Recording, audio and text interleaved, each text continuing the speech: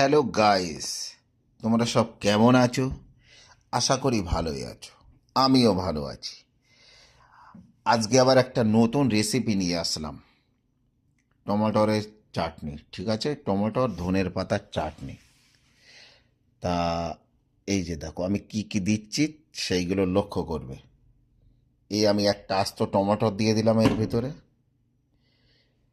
তারপরে এই যে কাঁচা লঙ্কা দিয়ে দিলাম এর ভিতরে। তারপরে এই যে রসুন দিয়ে দিলাম এর ভিতরে। ঠিক আছে,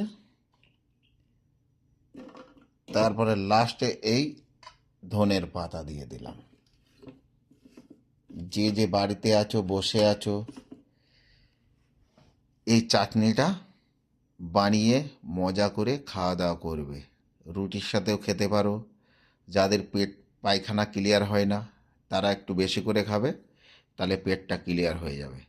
ঠিক আছে গাইজ, ততক্ষণ সবাই ভালো থাকবে, সুস্থ থাকবে। চাটনি বানানো হয়ে গেলে আবার ভিডিও নিয়ে আস।